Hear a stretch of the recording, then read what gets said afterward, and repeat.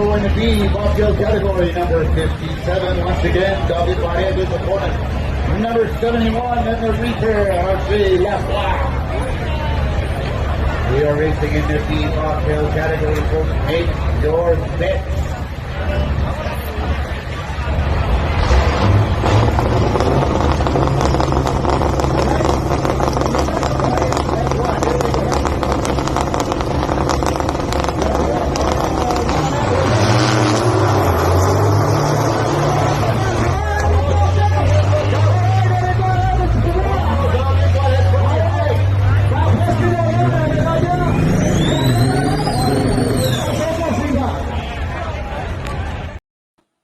All right, welcome everybody to Tech Talk Tuesday with the VP of Motorsports and like business development, Scotty Balby. We call him Scotty Chuhati here at the Beer Money Polling Team, and we have partnered up with Premier Lubricants to bring you a discount on fantastic products. And every Tuesday night we highlight some products. Let us know where you're watching from tonight. We've appreciated all the emails from many of you that have sent questions in for Scott, and then Doug will reach out to him and do that, all that stuff there. So again, my name is Jason Schultz, Beer Money. Below me, Scott Balby. We got to do like Hollywood Scares, Scott, and then you got to point at Doug. And Doug is our internal sales guy and also the general manager of the Beer Money Polling Team. He's our one-stop shop for if we want to get it done, we go to Doug. So welcome to October, truck and tractor polling fans and motorsports fans everywhere. Tonight, we're talking, you said automotive oils tonight. Is that what we're talking about tonight, Scott? Yep. Happy Tuesday, everybody. So tonight we're going to talk about automotive gear oil and the GL number that's represented to the gear oil. So before we get going, I just want to highlight one topic that I was up to Williams Grove Speedway, Pennsylvania for a World of Outlaw Pennsylvania Posse show. So we get asked, or I get asked all the time, or an engine builder recommend, and you see it a lot in power sports, like with motorcycle and smaller engines, go-kart engines, but 2T and 4T. So I just want to explain something quick so that everyone can reference what that means. So the T actually is some will say it's French, some will say it's German, but it actually means, that T means tact, or TAKT.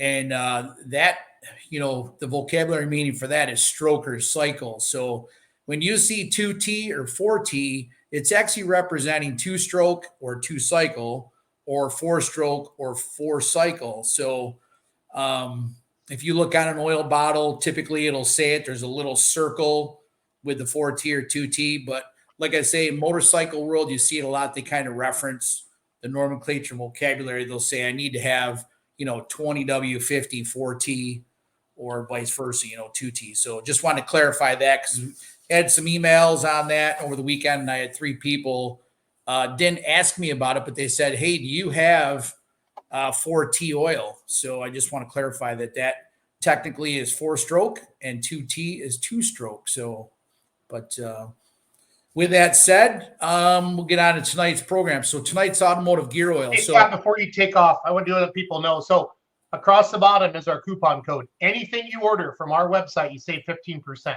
So by using coupon code BMPT, and you just go to beermoneypollingteam.com, click on, what is our link on here again? Premier Lubricants. Premier Lubricants. Yep, duh. Yep, KS. And, Premier Lubricants, KS. I will do it right now. I'll show everybody how to do it at home. Give me 1 second here. Go onto our website right now. So go to beermoneypollingteam.com. That's our website looks like. Click on Premier Lubricants and then order away, and then use coupon code BMPT at checkout and save 15%. So I want to thank people. We've sold some ether and some soap. What have we all sold so far, Doug? Ether and soap so far. Ether. And that's the things we've talked about on the shows. So that's good. Yeah. Yep. Excellent. So tonight, to get going, so we're gonna highlight automotive gear oil tonight, and then the GL number. But there's 2 classifications for gear oil, and they're completely different animals. So there's a SAE gear oil, which is your automotive. That's Society of Automotive Engineers, just like with engine oil. And then there's the AGMA, or AGMA, and that's American Gear Manufacturers Association. So they do the engineering for industrial gear oil. And like I said, they're complete different animals. They're different additives in them, so forth. So for tonight, we're going to just focus on the automotive gear oil, which is most common in the automotive world, heavy duty trucks, light trucks, tractor, truck pulling, et cetera, motorsport. So, but with that said, the most common automotive and racing gears are the hypoid pinion. So they are they have an axis that is offset. They're common in autos, like I said, and common in heavy duty trucks and motorsports as well. So they're designed to take high load capacity.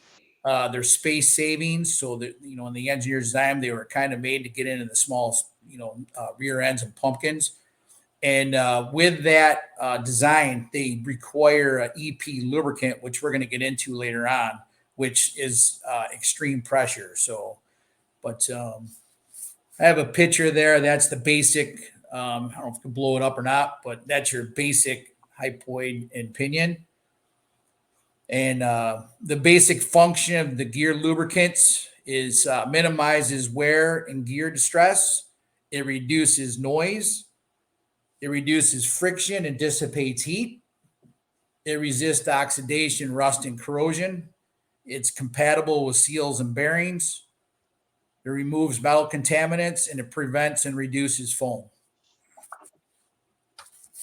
So to achieve this, you have to have some pretty good additives in these things, and it's a careful balance to get this from competitor to competitors. So the main ingredient for the EP or extreme pressure additive is sulfur and phosphorus. And then they have dispersant, which suspends sludge and varnish. You have your copper passivator. Then you have your anti-rust additives. You have your friction modifiers, which is technically in our world limited slip. And then you have your anti-foam additives. So, but people will see too that a lot of automotive gear oils, you'll see anti-scuff gear lubricants.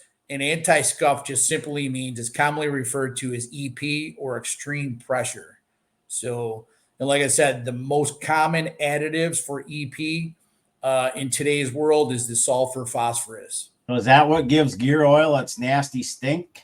It is, yep. It's the sulfur. Sulfur is always a smelly thing. It's been smelly forever. So yeah, you're spot on. And then we'll talk about the additives a little bit down the road here in the show. So, but in a nutshell, way back before my time, when they were introducing in GM and Ford and all the auto industry people, they had lead additives in the gear oil or transmission oil at the time. They're kind of using the same oil for the transmissions and for the gear, gear oil in the rear end. So, but as time went on, like everything, they found out that it wasn't good for the environment. So they started engineering and coming up with some new chemistry. So they introduced sulfur first, and they found out that sulfur made this, layer in between the gears. But later down the road, they found out it was good for one thing, but the sulfur was not good for yellow metals or brass or, any of that style, metallurgy. So they had to go back to the drawing board and figure out how they could come up with, a new additive package that wouldn't hurt anything. So they introduced phosphorus, and the phosphorus worked really good.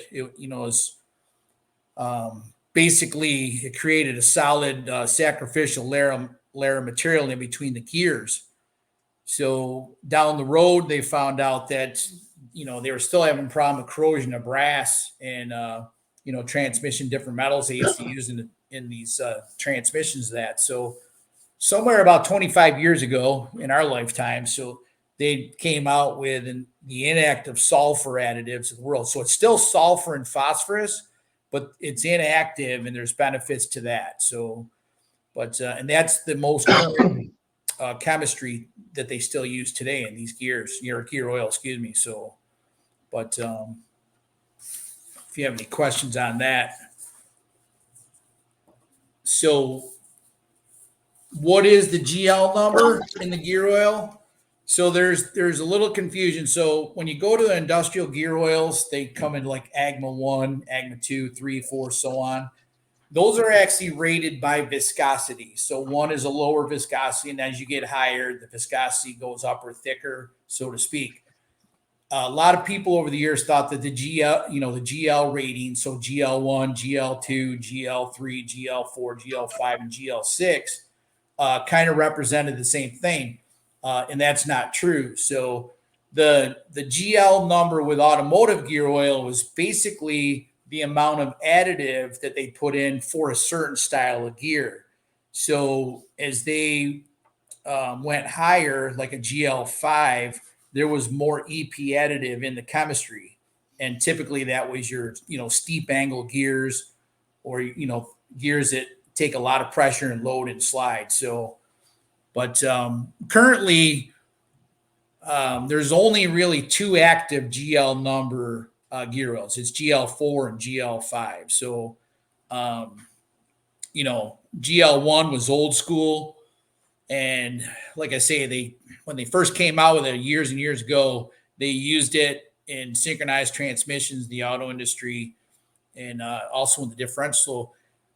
Again, it was bad for brass, just to summarize, just to simplify it. So, but they do have another gear oil selection that's active. It's MT-1, which, we can talk about that a little later. But so for now, just for the understanding of our audience, the GL1, the GL2, GL3 spec is obsolete. They're not current. And then GL6 is obsolete as well. So GL6 came into the arena when Ford and GM got together, when they had these real steep gears, when they had transfer cases come in. So back in the day, technically GL6 had the most goodies in it, the most extreme. So, but fast forward to today, all the new engineering and petroleum engineering and chemistry and good base oils, good additives, the GL5 supersedes all of them. So you don't see GL6. I've seen GL6 one time in the last year, and that was a private label rear end company that they had a private label, and they kind of preached that a little bit for marketing. But for the most part, GL4, which has half of the EP additive, basically, than the 5. So, but I did put in the notes, if anyone wants them, I broke down the GL1, what they were used for back in the day, and, GL2 and all that, which I don't think we have to go through that, because they're just, as years went on and technology improved, they just basically got superseded by the next number. Almost like engine oil. If you think of diesels, the new spec is CK4, and then that supersedes CJ4. And when CJ4 come out, it superseded, CH4 and CI4. So it's kind of the same, principle on there. So, but the GL4s, when you see those are typically mineral based, and you can get, typically 80-90. You see GL4 ratings a lot with your 80W90 gear oils, but they're mainly used in synchronized manual transmissions. They're good gear protections for synchronizing the gears. Can also be used in the hypoid axis gears under real moderate load, low speed conditions. It's intended for sets with light to heavy load and sliding force. So when you get up into, like the extremes of truck and tractor pulling, there's enormous pressure and enormous shearing on the gears. GL5 is really what everybody's using. So, and then, GL5, I'll read off the notes here, my little cheat sheet. It says designed primarily for the axles operating at high load and high speed, can handle shock loading as a higher load rating than G4. So it supersedes G4. The GL5s of the world are the most common seen today in formulations, again, supersede the past GL ratings, used highly in high performance too. The GL5 lubricants, they contain high levels of extreme pressure additives to provide that protection and under boundary lubrication conditions. Common heavy-duty applications include differentials in motorsports, on-road, off-road trucks, differentials, final drives in Caterpillar scrapers, and differentials in planetaries and Euclid haul trucks.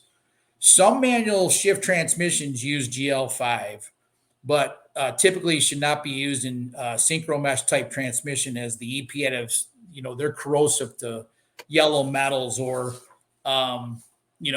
when we say yellow metals, it's typically referencing brass. So limited slip differentials also typical, require this specific lubricant.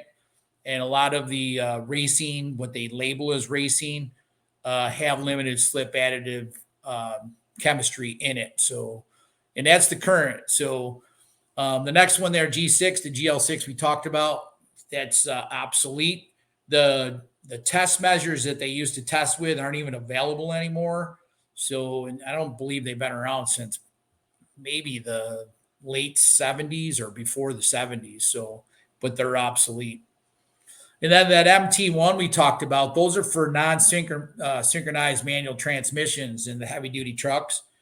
It has a total different additive package and chemistry than GL4 and 5. So, but that's a current spec too, just for everyone's reference. But any questions on that? We just had the Florida Pullers checking in, our friend John AC down there. But I haven't seen any other questions pop up yet, Scott. So. All right. So gear oil viscosity, there's a couple of viscosities the most common everybody sees. So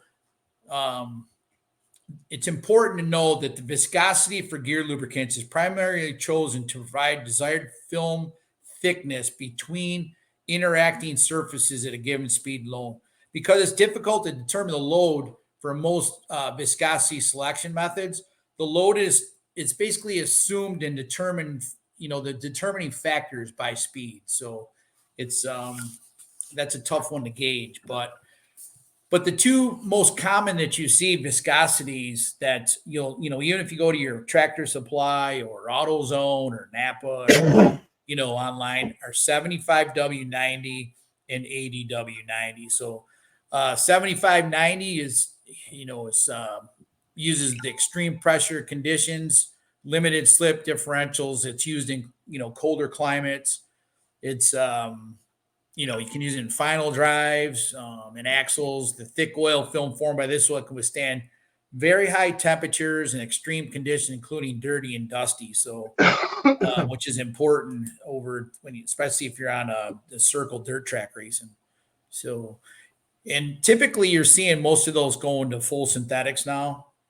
They still do make, I think they have a few mineral based, but most 7590s are going the route with full synthetic just for all the, DNA advantages of full synthetic. One is the high viscosity index, which just in a basic term is, how it reacts hot to cold or the pour point, so, you get out on a track or, maybe it's cold where you're pulling, it's not up temperature, but once you get down the track and everything's like, you're putting the coals to it, it heats up. So, but 8090 is typically, like I said, is more mineral based oils. And you see that a lot around, the farms and stuff for, fleets and heavy duty truck bus garages, stuff like that, where it's not such a harsh condition, but they come in mono grade. So real common one is SAE 50, which back in the day was pretty much, they considered an engine oil. And that's really, the mono grade is really designed for normal temperatures or ambient temperatures. So the higher a number on that indicates, a more viscous oil. But it's really common in construction stuff, the SAE 50. You see that a lot. Like I say, you can use that in transmissions, and gear oil, especially on the trucks. The multi-grade gear oils, that's what your 80W90 or 7590. So again, like engine oil, that first number with the W is a winter number or cold rated number. The second number is a hot or hot rated number. So, so the multi-gears, other than in motorsports, you usually see that where it's, can handle hotter and cooler temperatures. So what is 140 gear lube then? So 140 is just going up. Just to summarize, Doug, and that's a great question. It's thicker. It's a thicker viscosity. So I'll give you an example over on the racing world, especially dirt. A lot of times we'll go to a 75 140 gear oil full synthetic. When they're running wide open, or they decel a lot depending on the track, or if there's wheel hop, when you got that shearing or those gears, slide or have that hard load on them. So we'll jump up to 140 because that'll actually provide a thicker boundary to protect that as it gets hot. So when they're running the big tracks on like with truck and tractor pulling, you don't see it and you don't need it so much.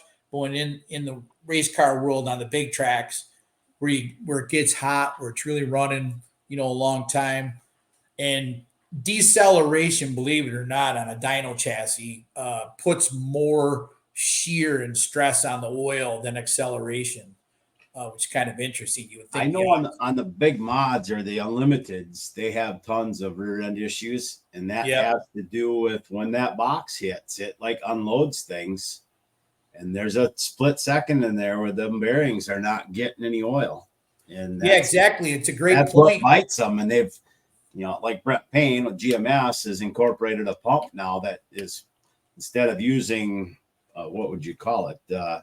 Centrifugal force to throw oil, they actually have a pump that sprays oil on that differential now. Yeah. That's eliminating some of the issue. Yeah, no, it's really the 140 and higher. It's basically gives you that much more film strength for that application. But you also have to remember too that it's like me jumping in a pool of water and then me jumping in a pool of mud. So it's coefficient friction.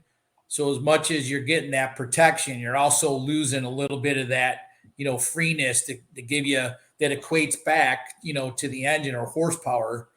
So there's a fine balance there of do you need it or not. But, it's just and you got a great point. It's shock load. Like when you get the shock load and like when you get wheel hop, it's considered shock load. But the 7590 full synthetic gear oils of today, especially a racing classified one on the top tier, they're phenomenal. Like they're very high end, extremely high end base oils and very high-end additives. So they can really, take a beating or pounding or shearing, I guess. So, but, in years ago, they didn't have that technology. So you probably saw a lot more wear. But, excuse me. But, no, that's a good question. We have a question. Yeah. How much thicker? So I'm guessing they're referring to the difference between a 90 weight and 140 weight? Yeah, so I should have and I don't have one right in front of me, but if you have a viscosity chart, and a viscosity chart is a nice little tool because it goes across, it'll give you the ISO grade, which is viscosity grade for like your hydraulic oils.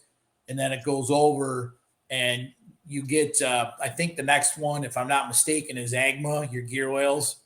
And then the next one, is your SAE, your engine oils, and then your next one is SAE gear oils. Yeah, right there's one. So if you look at it, and 140 might not be on there, but can you blow that up, Jason? I can't. That's the thing I clicked on. Sorry. I don't know if I can save it. Hold on. Let me see if I can save this image. Yeah, give me a second. I can save it. I'm going to look too here. Yeah, Brian says, Mr. Schaefer says 1 grade above 90. Yeah, so it's 1 grade. I got one here. I wonder if I could send this to you. Jason, I'm going to send this over to you so you can throw it on. That'd be great. Yeah, send an email or Facebook Messenger. I'm going to send it to your email because this is really a great tool for everybody. I'm just going to put it's coming to you right now, Jason. Yep, I'll download it. Give me a second.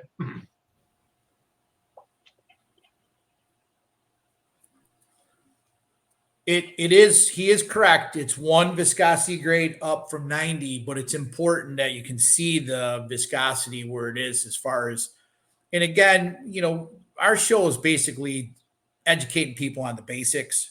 It's technical, but it's the basics. So you'll see on that chart that, and it's good because you can go across and see, like, everyone can relate the hydraulic oil, like AW68 or ISO 32, 46, 68 up on thickness. So when you look at a viscosity chart and you go across, it's a great tool because you can see engine oil where it is on there for viscosity. You can see your gear oils and all that stuff. And when you get that pulled up, it'll actually reference that AGMA for the industrial gear oils to the SAE gear oils too. So you'll see what we're talking about. I almost have it uploaded. Give me 1 second. Yep, take your time.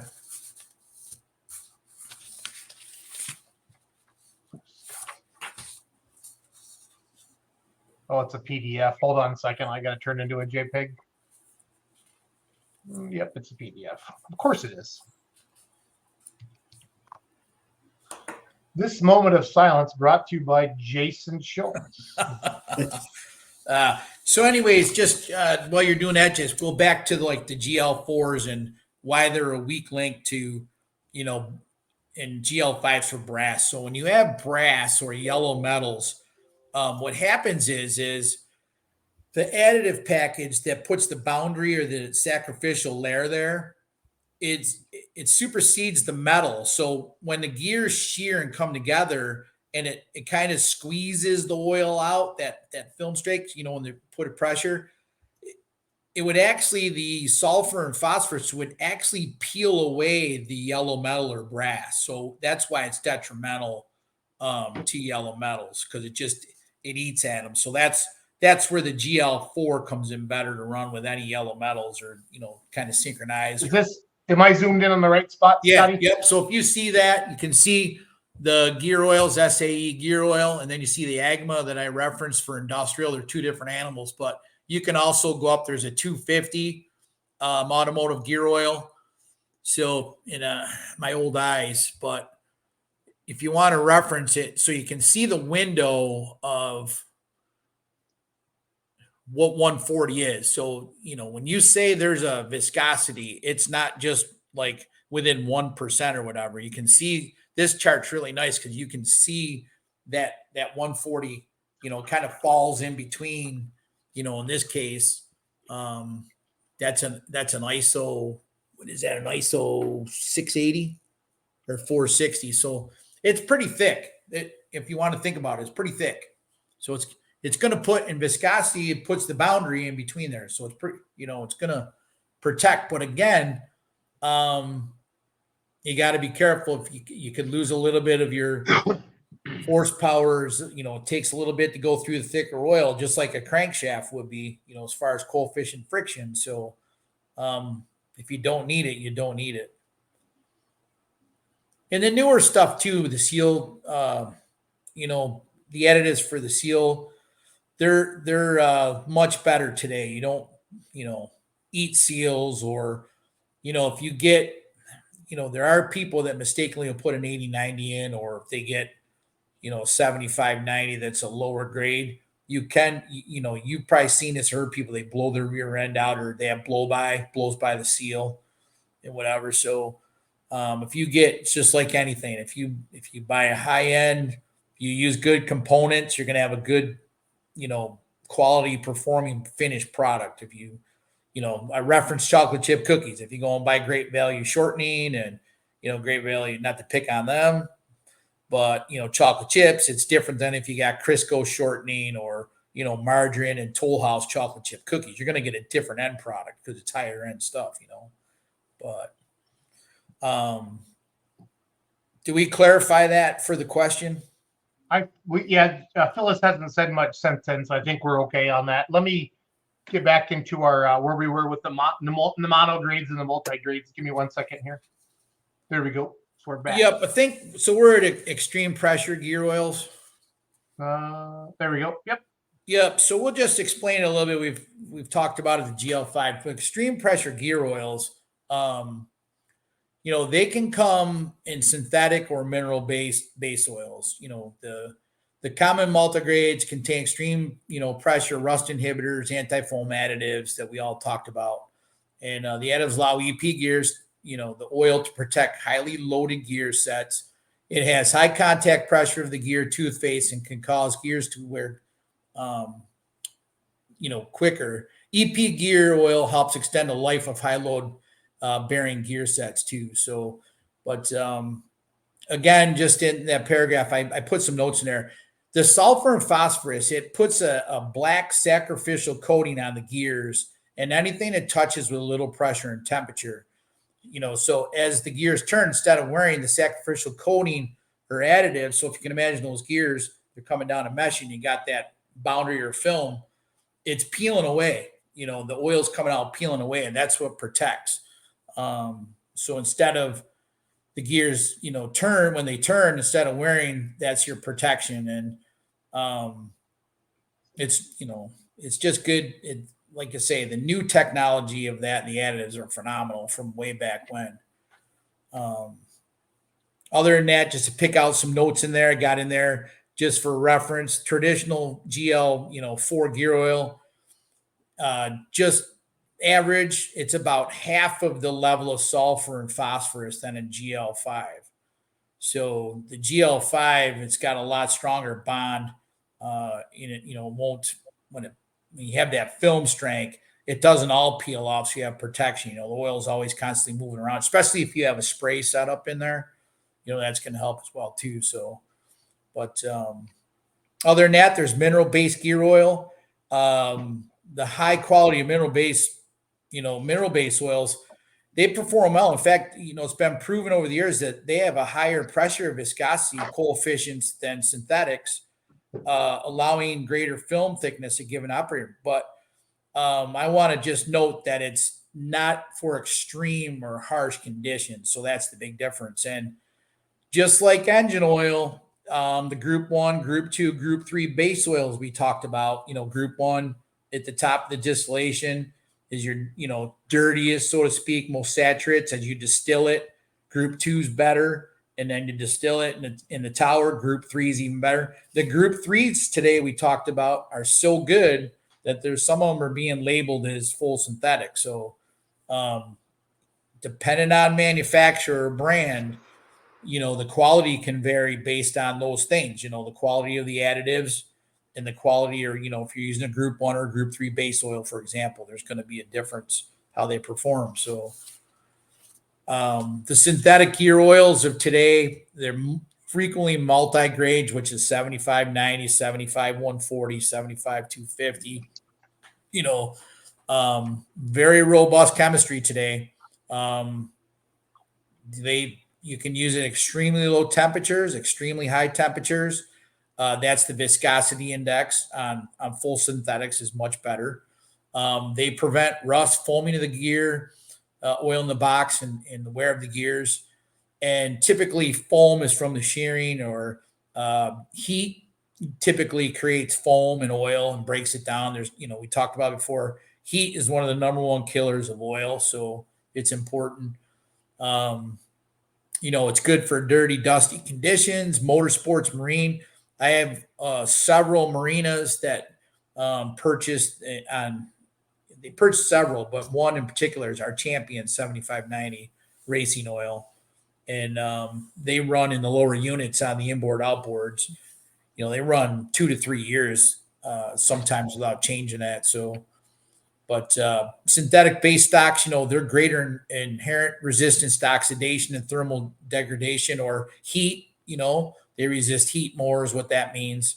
You can use it in multiple vehicles. You can use it in your passenger cars, your trucks, on-road, off-road, like I said, boats, motorsports, tractors, all that good stuff. So, but other than that, just to summarize that, and I said it a few times, just like anything, there's good, better, best, and premium.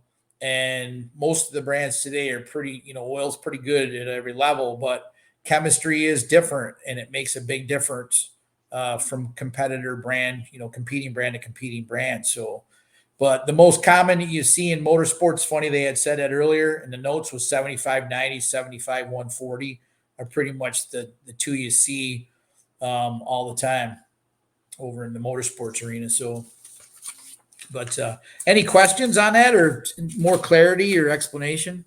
No, nothing so far, Scott. Yeah, I so can it's jump into the other two slides. You said you wanted to talk about. Let me find my email here, but sorry. We have the GR synthetic gear PDF, and then we have the other two look like line cards: Sunoco, Ultra 80W, and then Ultra Weight, and then the 75. You want me to bring those up? Yeah, so I just have some products that we have in stock Yep. over at Premier, and a couple of them are GL5, the full synthetics, and then well, you have this one too, Jason, but the Sunoco 80W90 it's nice. Well, we'll go with that one. It's up there, whatever you want to do. Here's all three of them. We can Okay, so you see how Sunoco kind of on their product data sheets, they reference the GL4 right on there. So it's 80W90 GL4 gears. And the nice part about today's world with product data sheets, they're very informative and educational for the consumer. So it's nice. So you look in the description, it actually kind of tells you everything we kind of covered with that, what they're used for, applications. So, but we have that in stock over at Premier Lubricants. And then I referenced the Sunoco 7590 and the Champion 7590, both GL5. The Champion, we got the Sunoco there. But, even though the Sunoco doesn't say on it, racing on the label, don't let that, throw you off because it's very high end. It's basically, you can use it in a racing application. It just doesn't say racing, but it's very high end, full synthetic, heavy duty, kind of the specifications, you can see like Mac is called out on theirs. And then that Champion one you have there, basically they call theirs, they have a racing version of it, which has limited slip additive in it, right in the chemistry, but very good product. I know we fixed a lot of issues on some of the top teams just by switching gear oil over to Champion over the last few years. But these are all readily available. I know it's end of the season, so we're kind of planning for next year on that. But as far as day shift business, what I call our core, we have that stuff too. I do have, like with the Champion, just for reference, mention I have multiple marinas that buy that for the lower units, just because it's a higher end product. We have people that buy it just, for their trucks or, their shops, farms, whatever. So just because it says racing doesn't mean you can't use it for other applications for sure. It's still a GL5. It's got all the, SAE, Society of Automotive Engineers specifications, but it's a high-end product for sure. So, but other than that, GL5, just to summarize, that is a rating on additives and gear style. They correlate together. So GL5 and GL4 are your most common in today's world. Your GL1, GL2, GL3, and GL6 are obsolete. They've been obsolete for a while. And then when you go over to the gear oil for industrial, it's AGMA, like on that chart. So that's a whole different animal because there's a lot of open gears and different things. They put tactifiers in for open gears so the oil sticks, things like that. Dewatering for like bottling companies, all that good stuff. But other than that, that's kind of a nutshell, the automotive gear oil. Do you want me to bring that viscosity chart back up at all, Scotty, or do you go through that enough? Yeah, you know what? It's a good reference tool for people. You get asked a lot, and it basically has most of the lubricants that people use today are on that viscosity chart. It's a great reference tool. And like I say, it actually on the one side will show you the Centistoke rating of oil, and then it'll show you the SUS rating for oil on the right side typically. But yeah, if you blow that up and look at it close, So if you see the ISO, that's International Standard Organization. So those are your hydraulic oil ratings. So when you see that down at the bottom, it probably starts out with like maybe 8 or 10, and then it goes to 32, 46, 68 on the ISO. So those are your hydraulic. And then the AGMA rating column, that's your industrial gear oils. So they rate them number by viscosity. So 1 is thin and 8A at the top is thicker. So they go thicker. And then on your SAE auto, that's your engine oils. So that's your viscosities. And, if you reference over to how they measure it, the Saybolt or the Chromatic, that's your Centistoke measuring and your SUS measuring. So it's just 2 different ways to measure viscosity, 2 different test methods. That's all that is. So they reference, you see Centistoke a lot on an oil, like at 100, degrees or at 40. And then typically Celsius. And then your SAE gear, that is your gear oils we just talked about for automotive. So, and you can see, like, if you look at 75 on a multi-grade, so when technically when the oil is cooler, you're down at this viscosity, you're at a, 40 Centistoke, and then the 90. So that's your window. So if you take the bottom of 75 and go to the top of 90, that's your multi-grade window of viscosity.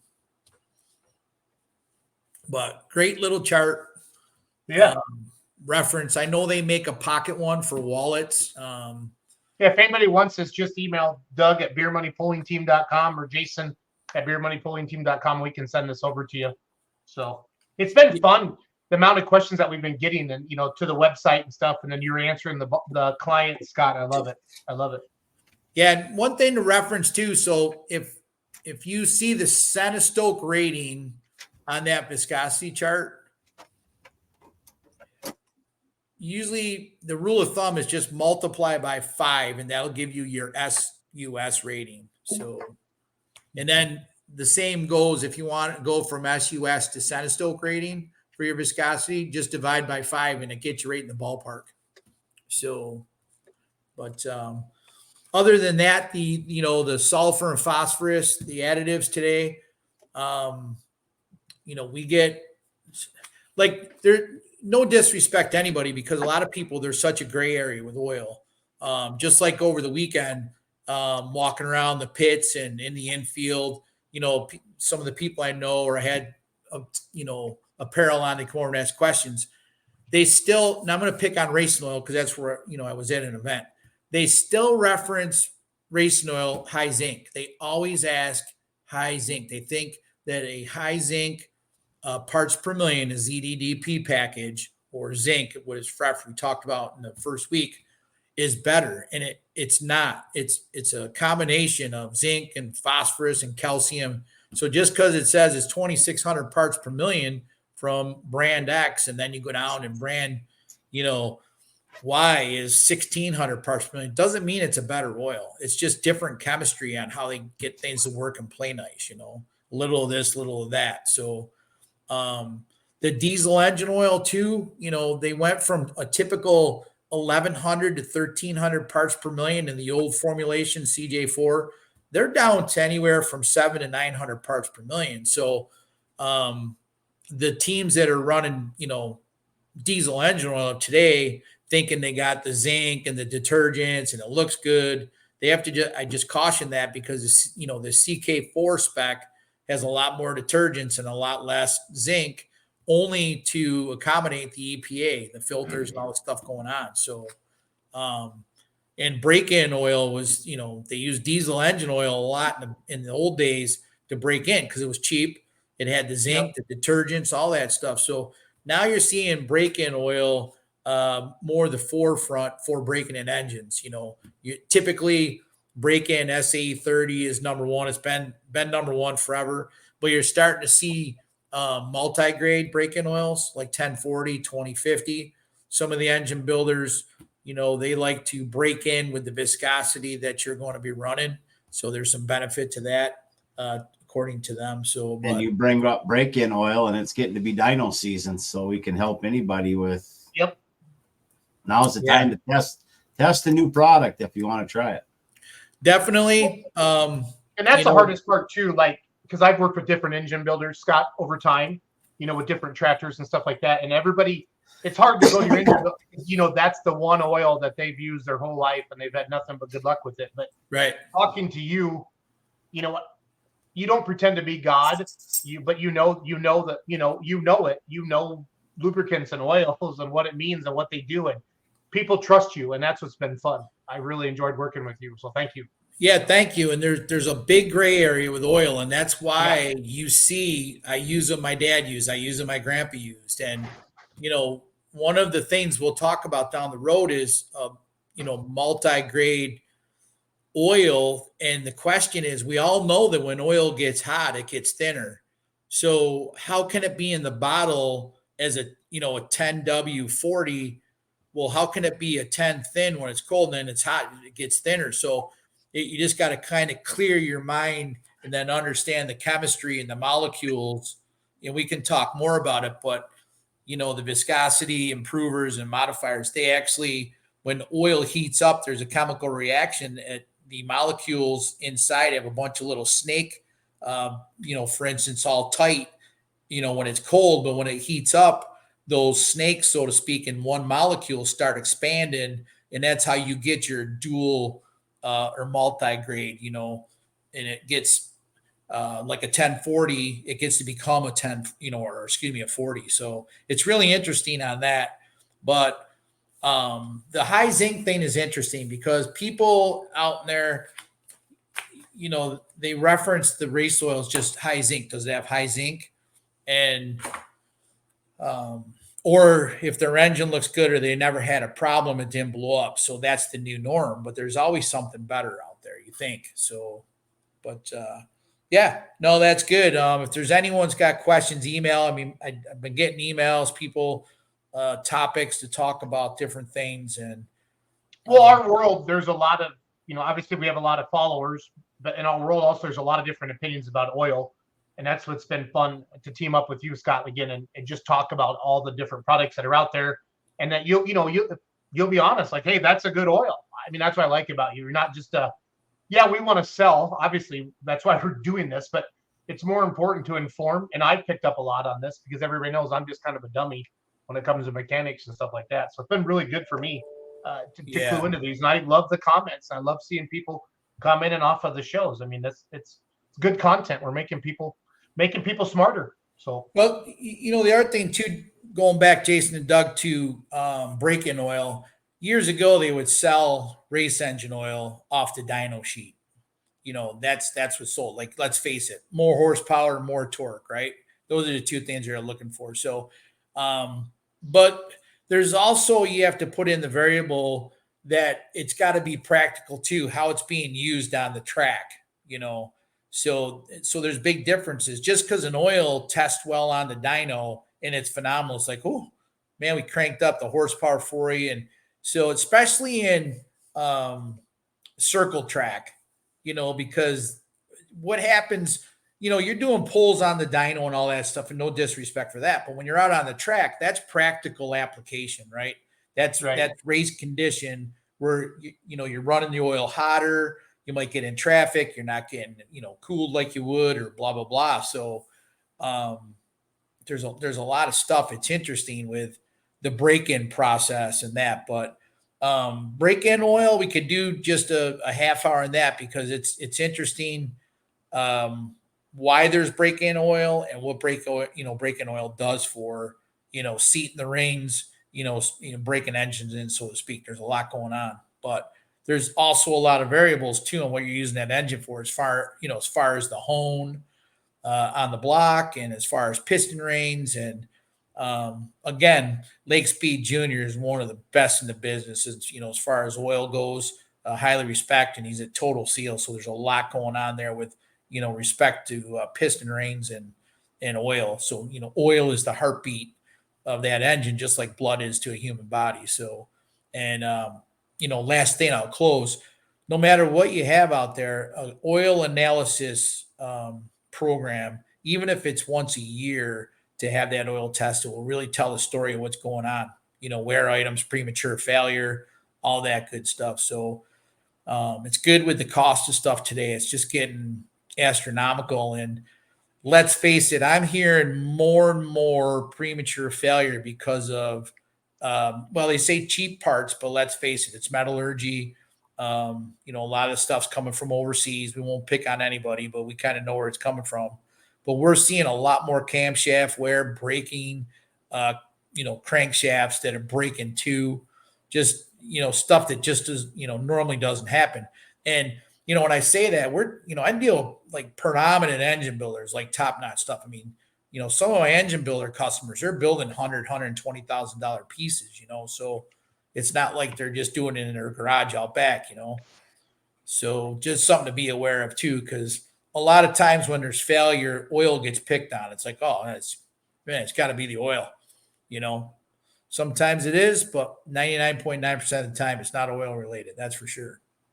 But anyways, any questions on the geared oil, GL products? We stock them over at Premier. PRI is coming up. We're excited. We definitely want to get pre-orders from there just to make sure everyone's accommodated going into 2024. Get stocked up, or at least we have an idea of inventory. So.